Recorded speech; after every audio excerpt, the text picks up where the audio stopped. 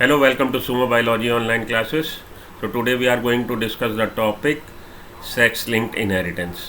यहाँ पे जो पैराग्राफ मैं आपसे शेयर कर रहा हूँ, this is the paragraph from chapter number 5 principles of inheritance and variation class 12 biology. इसको मैं पढ़ता हूँ और इसको आपको एक्सप्लेन करने की कोशिश करता हूँ।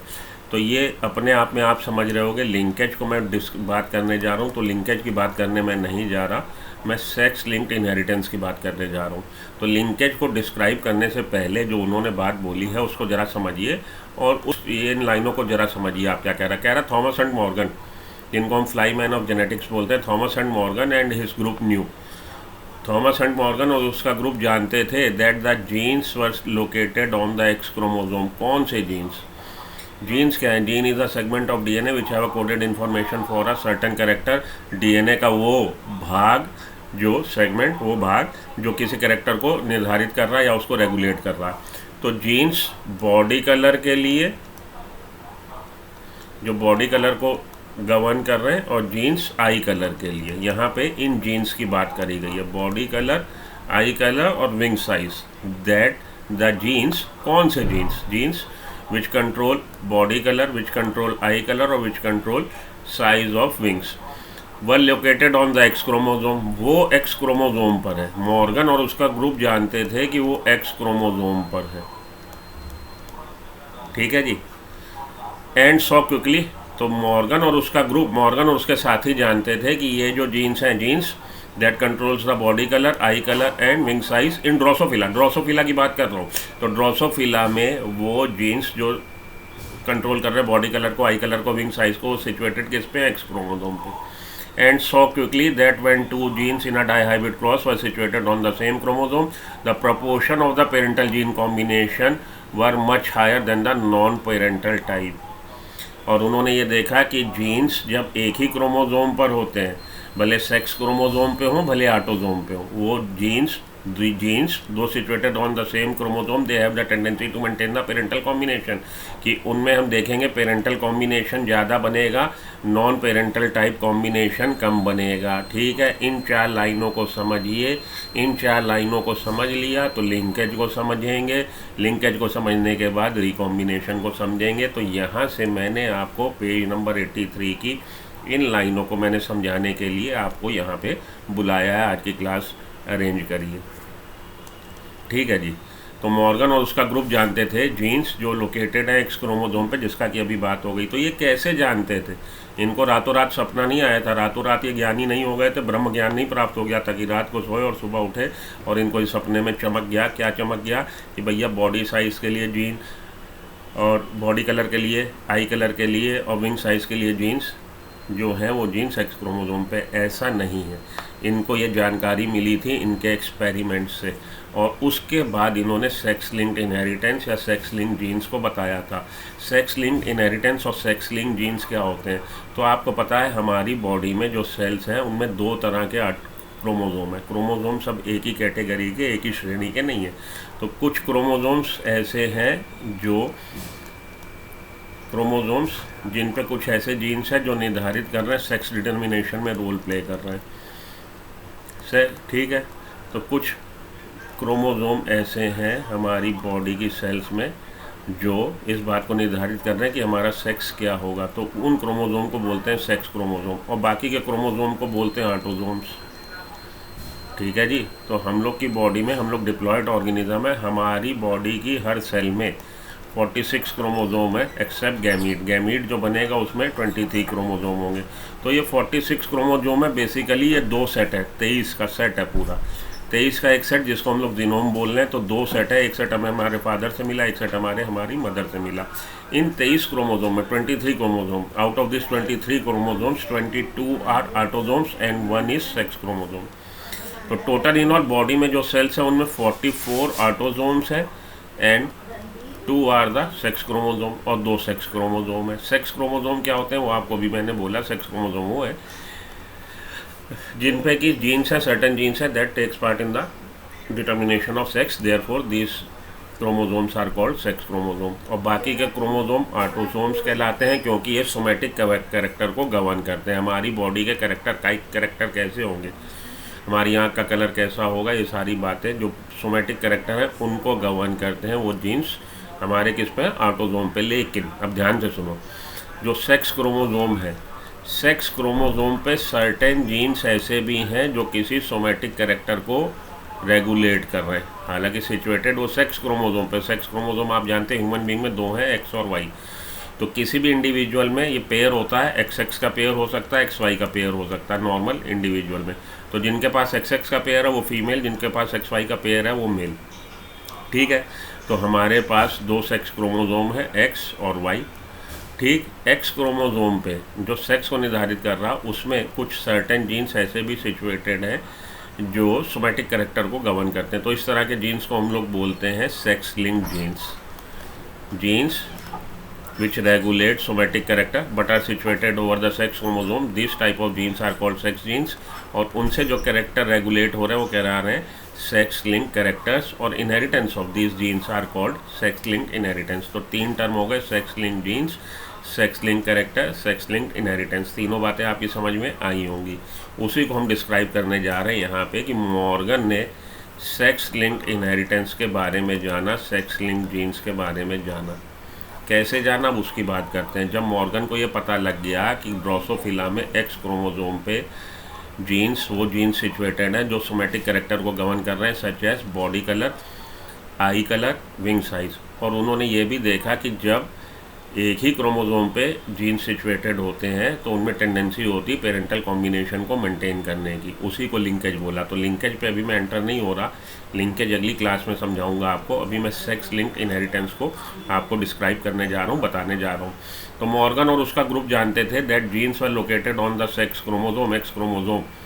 दिस जीन्स, दैट जीन्स, ये जीन्स जो बात यहाँ पे कह रहा है, ये बात कह रहा है बॉडी कलर के लिए, आई कलर के लिए, विंग साइज के लिए। And saw quickly that when the two genes in a dihybrid cross were situated on the same chromosome. और उन्होंने देखा कि जब ये जीन्स, कोई भी दो जीन्स जो किसी डाई हाइब्रिड क्रॉस में, जब हम किसी को कंसीडर कर रहे हैं, डाई हाइब्रिड क्रॉस क्या है, जब आप दो जीन्स की इनहेरिटेंस को ऑब्जर्व कर रहे होते हैं, उस पर एक्सपेरिमेंट कर रहे होते हैं, तो उसको बोलते हैं डाई हाइब्रिड क्रॉस। तो वो जीन्स जो अंडर कंसिडरेशन है, जो अंडर आपके ऑब्जर्वेशन है, वो जीन्स अगर सेम क्रोमोसोम पे है तो पेरेंटल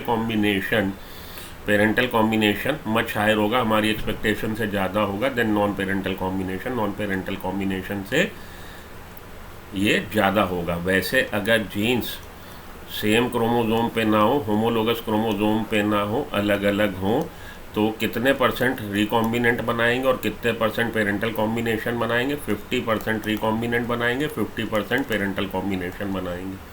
लेकिन अगर वो सेम क्रोमोसोम पे है तो पेरेंटल कॉम्बिनेशन का रेशियो बढ़ जाएगा, पेरेंटल कॉम्बिनेशन का रेशियो बढ़ जाएगा और नॉन पेरेंटल कॉम्बिनेशन का रेशियो घट जाएगा। ठीक है जी, आइए अब आपको आगे समझाता हूँ। तो सेक्स लिंक्ड इनहेरिटेंस की बात करने जा रहा हूँ। वहाँ पे जो 4 लाइनें मैंने पढ़ी कि मॉर्गन और उसके साथी जानते थे कि ये जीन्स, कौन से जीन्स, जो बॉडी कलर को, ड्रोसोफिला में बॉडी कलर को, आई कलर को और विंग साइज को गवर्न कर रहे हैं, रेगुलेट कर रहे हैं, वो जीन्स किस पे सिचुएटेड है? एक्स क्रोमोसोम पे।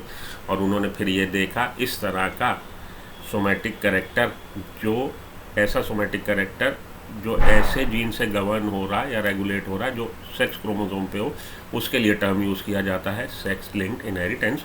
और those type of genes are called sex linked genes and pattern of inheritance of these genes called as sex linked inheritance. ठीक है, तो sex linked genes, sex linked character, sex linked inheritance. तो sex linked inheritance was discovered by Thomas Hunt Morgan. Thomas Hunt Morgan ने इसको discover किया for the eye colour in Drosophila. Drosophila में eye colour के लिए। तो अपनी book कहती है, एनसीईआरटी कहती है, ड्रोसोफिला में जो टाइप ऑफ सेक्स डिटर्मिनेशन है वो X X X Y type of sex determination है। मीन्स वो ड्रोसोफिला जिनमें 6 autosome, total in all 8 chromosome है, 6 ऑटोजोम और pair of sex chromosome X X है, वो ड्रोसोफिला बन जाएगी क्या? फीमेल। और जिस पे 6 ऑटोजोम और एक्स वाई क्रोमोजोम है बन जाएगा ड्रोसोफिला क्या? मेल। ठीक है जी, यहाँ तक बात समझ में आई। चलिए आगे। There are Thomas Hunt Morgan ने ये देखा, discovered by Thomas Hunt Morgan, that for the eye colour को रेगुलेट करने वाला जीन ड्रोसोफिला में किस पे सिचुएटेड है? एक्स क्रोमोसोम पे। थॉमस हंट मॉर्गन ने एक्सपेरिमेंट के द्वारा ये जाना। कैसे, वो मैं आगे बताता हूँ। जो आपकी बुक कह रही है, आपकी बुक क्या कह रही है? आपकी बुक कह रही है कि थॉमस हंट मॉर्गन और उसके साथी को ये पता था। ये देखिए, कि ये जीन्स जो हैं, ये जीन्स कौन से जीन्स, आई कलर के लिए, बॉडी कलर के लिए और विंग साइज़ के लिए, ये जीन्स कहाँ पे, एक्स क्रोमोसोम पे। तो कैसे पता था, मैं उस बात को डिस्क्राइब आपको करने जा रहा हूँ कि उसको कैसे पता था। एक्सपेरिमेंट में जो फाइंडिंग आई थी उसके द्वारा। There are 2 eye colour in a fruit fly. Drosophila में 2 आई कलर मिल रहे हैं, रेड, नेचुरल, वाइल्ड, डोमिनेंट। तो वाइल्ड बहुत टर्म यूज़ होता है, वाइल्ड एलील, वाइल्ड टाइप। तो वाइल्ड क्या है इसको भी समझ लीजिए। इस टर्म का मतलब, वाइल्ड का मतलब होता है जो पॉपुलेशन में सबसे ज़्यादा जिसकी अकरेंस हो, जो सबसे ज़्यादा डोमिनेंट कैरेक्टर दिखाए और जो शुरू से यहाँ पे नेचर में था। तो वाइल्ड टाइप या wild allele is that type of allele which is prevalent in the population and is of dominant nature. और जो शुरू से था उसको हम लोग बोलते हैं वाइल्ड टाइप। वाइल्ड टाइप में जब हो जाता है क्या, म्यूटेशन, तो वो दूसरा एलील बनाता है और ज़्यादातर वो रिसेसिव होता है। तो बेसिकली पॉपुलेशन में कोई भी जीन जो शुरू से है डोमिनेंट है वो वाइल्ड टाइप है, और जिसकी बहुत ज़्यादा अकरेंस होगी, परसेंटेज बहुत ज़्यादा अपीयरेंस होगी उसकी पॉपुलेशन में। तो रेड आई के कलर के लिए, रेड कलर के लिए आई में रेड कलर हो जाए, वो जीन जो था वो जीन कैसा था, वाइल्ड टाइप था, डोमिनेंट था। एंड वाइट, और वो एलील, इसी जीन का वो एलील जिसकी वजह से वाइट कलर हो रहा है आई का, वो म्यूटेंट फॉर्म है, उसका म्यूटेशन होने से बना, रिसेसिव है। तो ड्रोसोफिला 2 तरह के मिलना है पॉपुलेशन में। ड्रोसोफिला की पॉपुलेशन में 2 तरह के हैं, रेड कलर वाले और वाइट कलर वाले। ये जो वाइट रेड कलर वाले हैं, इनका जो एलील है उसको हम कैपिटल आर से रिप्रेजेंट करेंगे, वाइट वाले को लोअर केस आर से। अब ये तो आपको पता ही होगा, डोमिनेंट और रिसेसिव को हम लोग कैपिटल अल्फ़ाबेट और लोअर केस से रिप्रेजेंट करते हैं। तो रेड कलर वाले ड्रोसोफिला भी हैं, वाइट कलर वाले ड्रोसोफिला भी हैं। बहुत ध्यान से सुनना, अगर ये आपने लेक्चर बहुत ध्यान से सुन समझ लिया तो बहुत सारी दिक्कतें आपकी इस वाले चैप्टर की दूर हो जाएंगी। तो रेड कलर आई के लिए नेचुरल और वाइल्ड और डोमिनेंट एलील जिम्मेदार है, और वाइट कलर आई के लिए, आई के वाइट कलर के लिए म्यूटेंट फॉर्म जिम्मेदार है, रिसेसिव। तो किसी भी ड्रोसोफिला का जेनेटिक मेकअप अगर हम बोलें कि उसकी वाइट आई है तो क्या होगा, तो वाइट आई के लिए ये जेनेटिक मेकअप होना चाहिए, होमोजाइगस रिसेसिव। ठीक है। अब यहाँ पे एक पेज है, यहाँ पे पेज है जो आपकी बहुत सारी दिक्कतें दूर करेगा। ये जीन सिचुएटेड किस पे, एक्स क्रोमोसोम पे। तो मेल के लिए जेनेटिक मेकअप क्या रिक्वायर्ड है, मेल के लिए जेनेटिक मेकअप ये रिक्वायर्ड है। ये वाला ड्रोसोफिला आपका एक्स वाई वाला कैसी आई होगी, अब उसकी आई का कलर कैसा होगा डिपेंड करता है कि एक्स क्रोमोसोम पे किस तरह का एलील है। अगर तो उसका एलील ये है तो रेड कलर की आई वाला ड्रोसोफिला बनेगा मेल, और अगर इस तरह की एक्स है जिस पे लोअर केस एलील है तो ये कैसा ड्रोसोफिला बनेगा, वाइट कलर वाला। क्लियर हो रही बात, समझ में आ रही है? नहीं समझ में आ रही तो बस और समझना ख़राब करो, वीडियो से एग्जिट मारो और पहले बेसिक बातें सीख लो, पढ़ लो। डोमिनेंट एलील क्या, रिसेसिव एलील क्या, होमोजाइगस कंडीशन क्या, हेटेरोजाइगस कंडीशन क्या है, तब ये आप वीडियो देखना, उससे पहले मत देखो। और जिन बच्चों को अभी तक समझ में आया है, इंटरेस्ट आ रहा, आगे चलता हूँ। तो ड्रोसोफिला में उन्होंने देखा कि 2 तरह की आई कलर वाले ड्रोसोफिला मिल रहे हैं, रेड आई वाले और वाइट आई वाले। And gene for I colour is located on x chromosome, और ये जीन किस पे है, एक्स क्रोमोसोम पे। ही ऑब्जर्व दैट रेसिप्रोकल क्रॉसेस, ये रेसिप्रोकल क्रॉसेस क्या होती है अभी अगली स्लाइड पे आपको एक्सप्लेन करता हूँ। Between red and white eyed parents do not produce the same result, that is result do not follow Mendelian pattern. कि जब हम रेड आई वाले मेल का क्रॉस कराते हैं वाइट आई वाले फीमेल से, ठीक है, तो जो प्रोजीनी बनेंगी फाइंडिंग अलग है। और जब हम रेड आई वाले फीमेल का क्रॉस कराते हैं वाइट आई वाले मेल से तो फाइंडिंग दूसरी है, प्रोजीनी दूसरी है। इसी से वो समझ गए कि भैया ये किस लिए हो रहा है, फाइंडिंग क्यों बदल रही है, क्योंकि ये जीन सिचुएटेड है किस पे, सेक्स क्रोमोसोम पे, एक्स क्रोमोसोम पे, ना कि ऑटोसोम पे। This indicate that genes for I colour was not autosomal. Gene for I colour was not autosomal मतलब ऑटोसोम पे नहीं है। ठीक है, चलिए अगली स्लाइड पे चलूँ। अभी भी आपको समझ नहीं आया, समझाता हूँ, बिल्कुल आपको अच्छे से समझा दूँगा।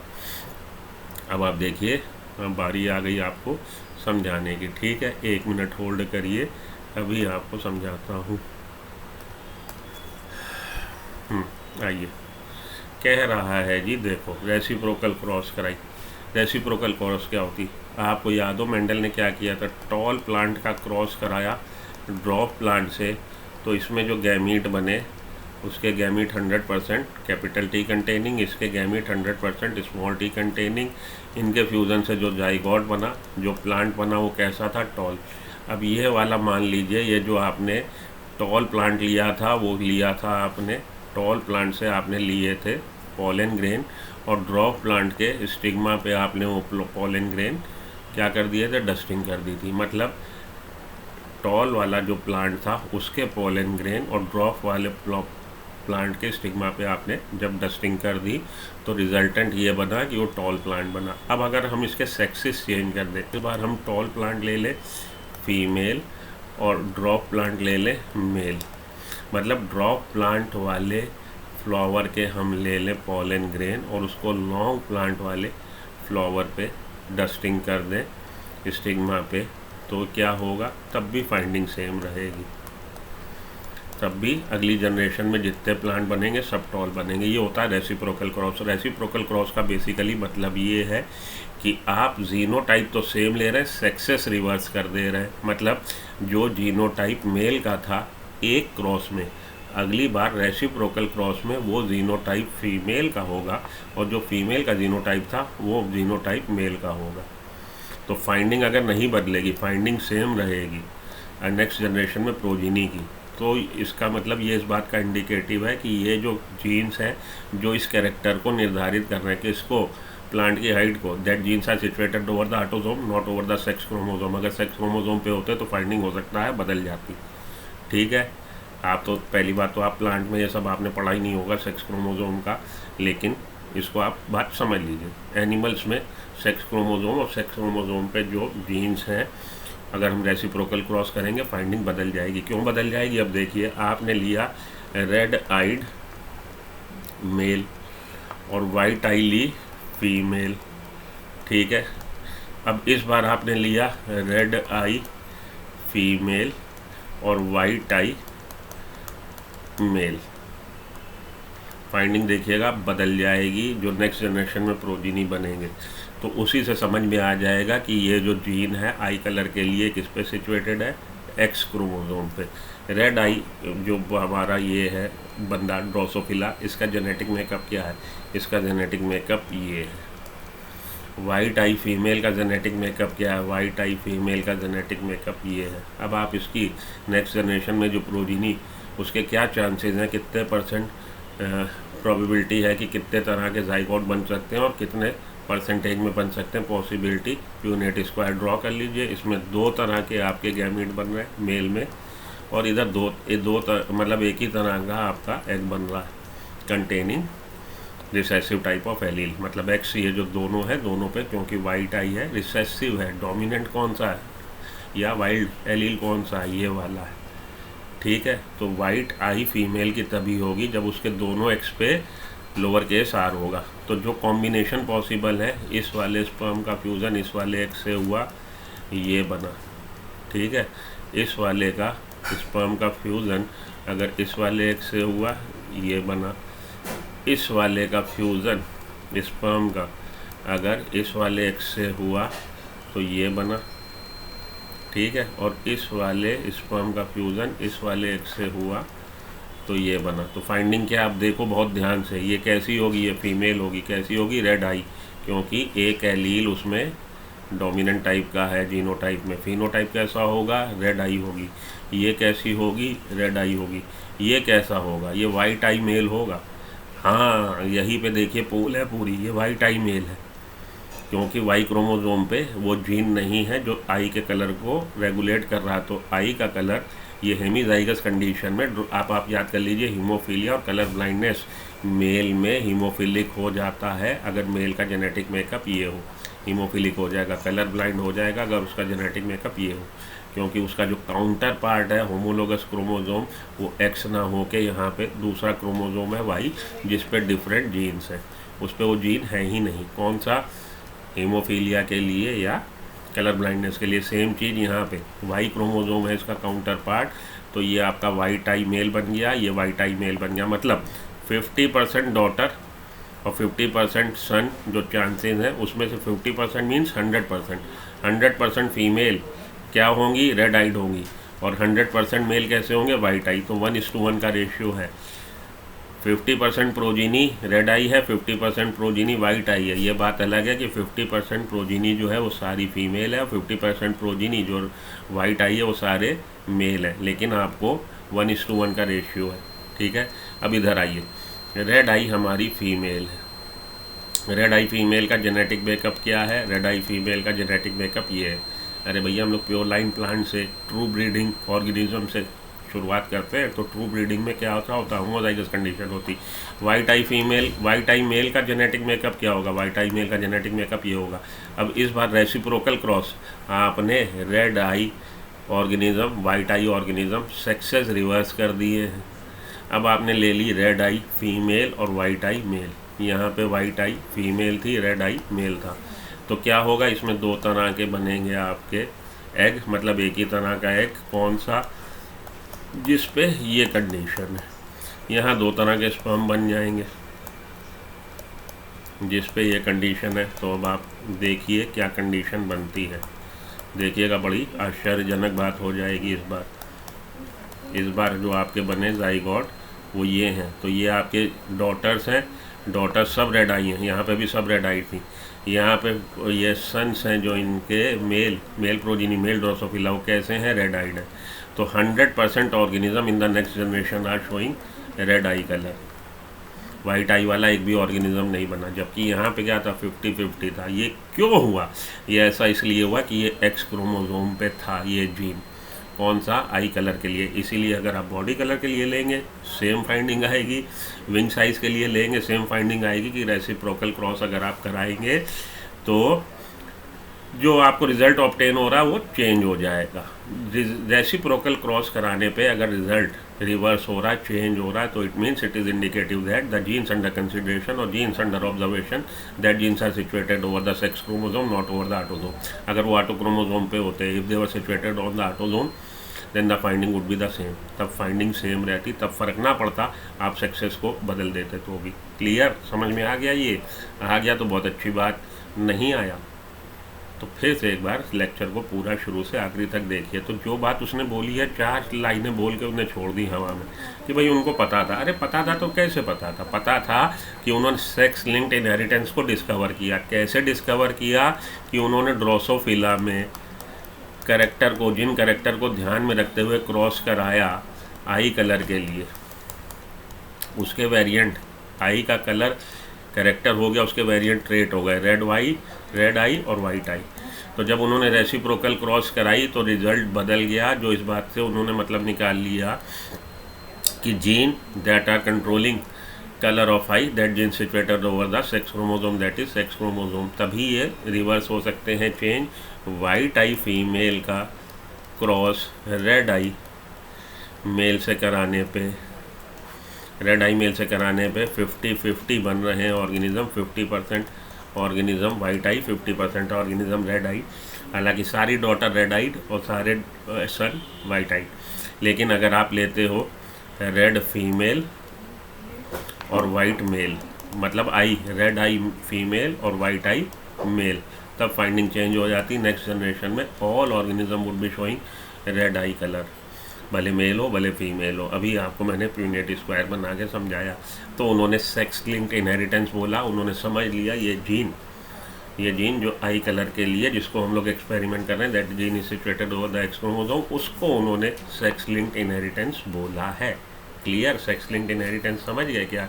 तो सेक्स लिंक्ड इनहेरिटेंस या सेक्स लिंक्ड जीन्स या सेक्स लिंक्ड कैरेक्टर, वो कैरेक्टर या वो gene which are controlling the somatic character but are situated over the sex chromosome, those are called sex linked genes, and character controlled by those genes are called sex linked character, and inheritance pattern of these genes are called as sex linked inheritance। टिंग टिंग टिंग, समझ में आ गई?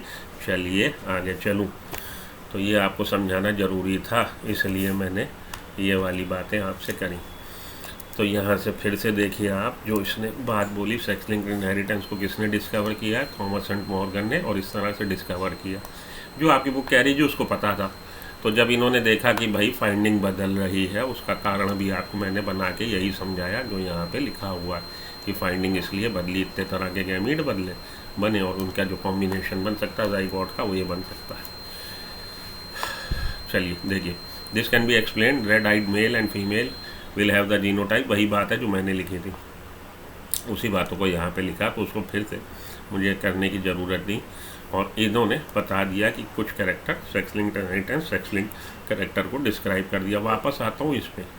तो अब क्या है, अब देखिए मॉर्गन एट्रीब्यूटेड, इसको इन्होंने सेक्स लिंक्ड इनहेरिटेंस समझ लिया और ये देखा कि भाई जब ये सेम जीन पे होते हैं तो ये लिंकेज दिखाते हैं। लिंकेज को आगे मैं डिस्क्राइब करूँगा आपको दूसरे लेक्चर में। आज के लिए आपके लिए हो जाएगा हैवी वेट और आप हो जाओगे परेशान। तो लिंकेज, जो लिंक जीन्स होते हैं वो सेम क्रोमोजोम पे होते हैं। सेम क्रोमोजोम पे होने की वजह से उनका जो कॉम्बिनेशन बन सकता है, पेरेंटल कॉम्बिनेशन और नॉन पेरेंटल कॉम्बिनेशन, उसकी फ्रीक्वेंसी बदल जाती है। अब देखिए, ये मानिए हम लोग दो जीन्स की बात कर रहे हैं, यही बना ही दूँ आपको। चलिए, दो जीन्स हैं, एक तो आपका RRYY, ये पी प्लांट को ही ले लीजिए, ये आपका राउंड सीड का राउंड शेप, तो एक उस पे सिचुएटेड है क्रोमोजोम पे, ठीक है, और इसके होमोलोगस क्रोमोजोम पे दूसरा एलील इसका सिचुएटेड है, और एक वाई और एक वाई, ठीक है। अब अगर ये होमोजाइगस कंडीशन में है तो आपको पता है गैमीट एक ही तरह का बन सकता है RY वाला।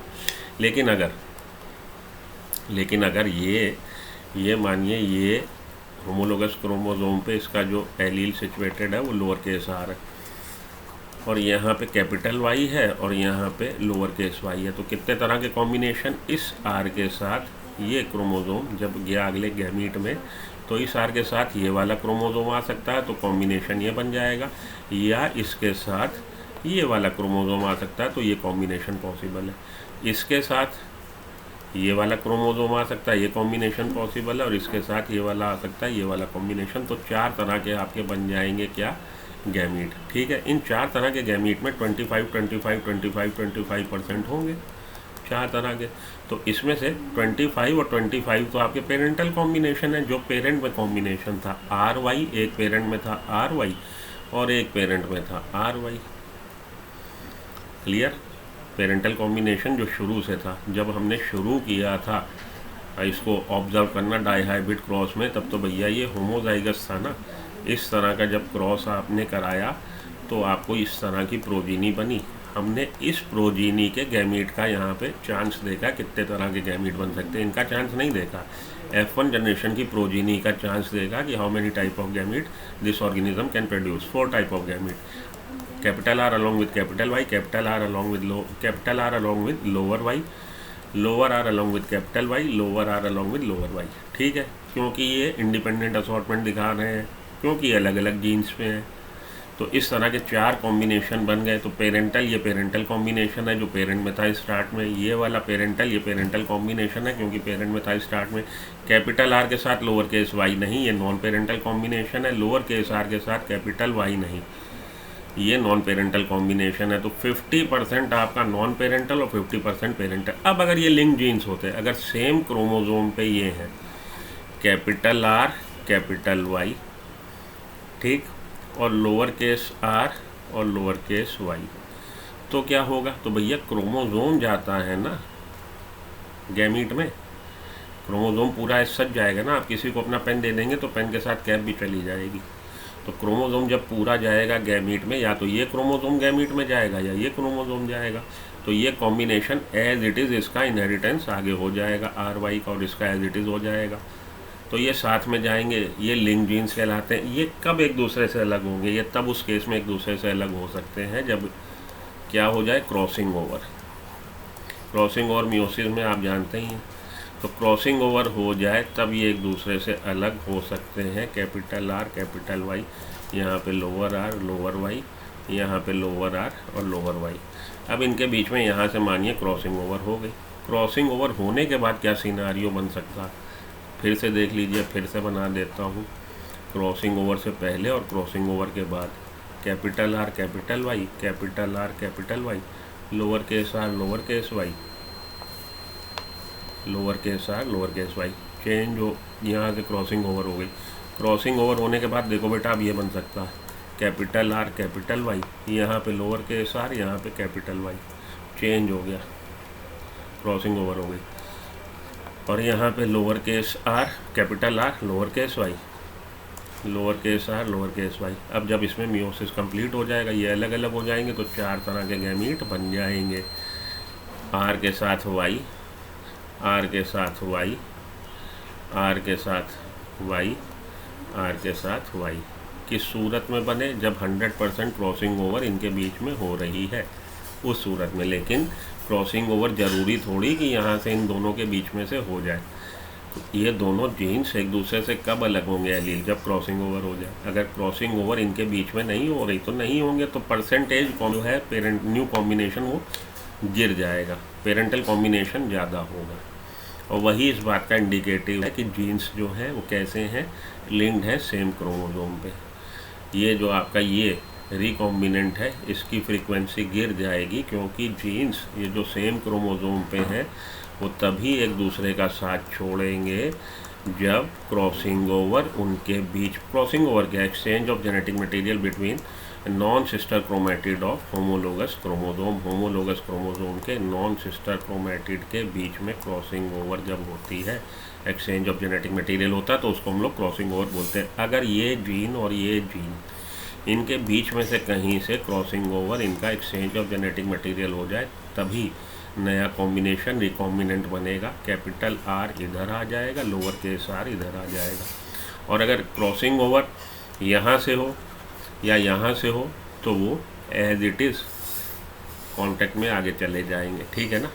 यही कारण है कि जब जीन्स सेम क्रोमोसोम पे होते हैं तो नॉन पेरेंटल कॉम्बिनेशन जो है, नॉन पेरेंटल कॉम्बिनेशन की फ्रीक्वेंसी गिर जाती है और पेरेंटल कॉम्बिनेशन की फ्रीक्वेंसी बढ़ जाती है, और उसी को हम लोग लिंकेज बोलते हैं। तो लिंकेज के लिए अलग से मैं आपसे एक क्लास लूँगा पूरी, उसके आपके प्रॉब्लम भी सॉल्व कराऊँगा, लिंकेज आप समझ जाओगे। यहाँ पे मेरा फोकस था सेक्स लिंक्ड इनहेरिटेंस को हाईलाइट करना, कि सेक्स लिंक्ड इनहेरिटेंस क्या होती है, और मेंडल को कैसे ये चीज़ मॉर्गन को कैसे ये चीज़ पता लगी थी, जो आपकी बुक ने खाली 2 लाइनें लिख के छोड़ दी कि मॉर्गन और उसका ग्रुप ये जानता था।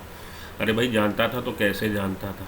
मैं इस चीज़ को हाईलाइट करना चाहता था। यहाँ जो लिखी है कि Mendel and his group knew that genes were located on the sex chromosome, कि ये जीन्स जो है बॉडी कलर के लिए, आई कलर के लिए, विंग साइज़ के लिए वो एक्स क्रोमोसोम पे, ठीक है। तो यहाँ से यहाँ तक का बेसिकली डिस्कशन हम लोगों ने किया है। लिंकेज को बहुत ब्रीफ सुपरफिशियली हमने आपसे बात करी है। इसके लिए लिंकेज के लिए अलग से पूरी डेडिकेटेड वीडियो डालूंगा। तो मैं समझता हूँ कि ये सेक्स लिंक्ड इनहेरिटेंस आपको क्लियर हुआ होगा। तो मिलता हूँ ब्रेक के बाद। अगर आप आखिरी तक आ गए वीडियो लाइक कर दीजिए, चैनल को सब्सक्राइब कर लीजिए। Have a nice day. मिलते हैं ब्रेक के बाद। Good luck, goodbye, thank you.